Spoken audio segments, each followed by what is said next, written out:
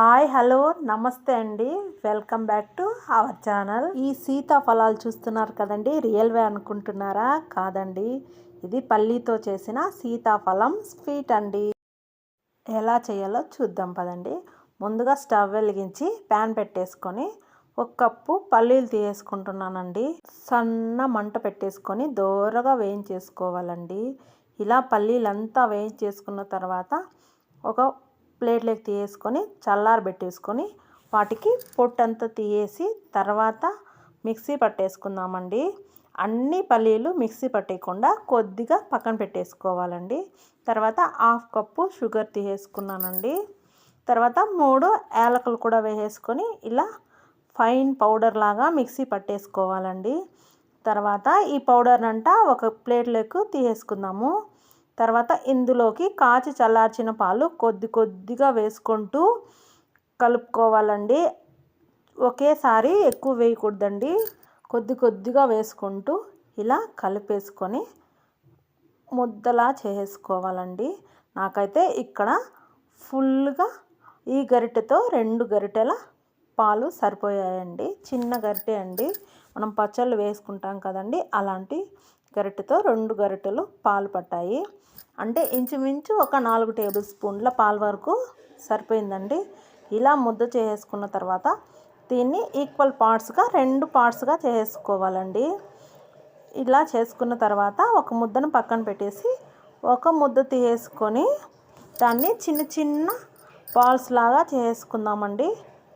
చూడండి, ఇలా చిన్న బాల్స్లా చేసుకోవాలండి. ఇలా చేసుకొని అన్నీ పక్కన పెట్టేసుకుందామండి. ఈ స్వీటు చేయడానికి ఎక్కువ టైం ఏం పట్టదండి, చాలా ఈజీగా అయిపోతుంది. చూసేకి చాలా అట్రాక్టివ్గా ఉంటుందండి, తినేదానికి కూడా చాలా టేస్ట్గా ఉంటుంది. చూడండి, ఇలా చిన్న బాల్స్ లాగా చేసుకున్న తర్వాత ఇంకో పిండి ముద్దను తీసుకుందామండి.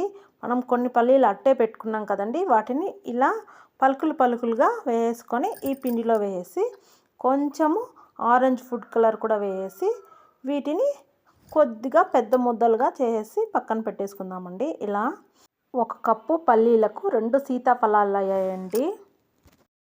నేను ఆల్రెడీ చేసి పెట్టుకున్న సీతాఫలాలు ఇంకా 2 యాడ్ చేసి వీడియోలో 4గా చూపించానండి. 1 కప్పుకు 2 సీతాఫలాలు అవుతాయండి.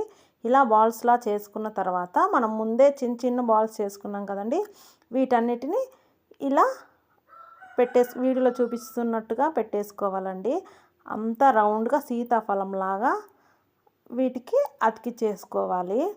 తర్వాత చేత్తో ఇలా గట్టిగా ప్రెస్ చేసామంటే సీతాఫలం రెడీ అయిపోతుందండి.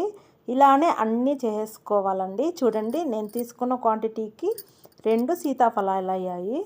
తర్వాత గ్రీన్ ఫుడ్ కలరు కొద్దిగా తీసేసుకొని ఇందులో వాటర్ మిక్స్ చేసుకొని చేతులకు ఇలా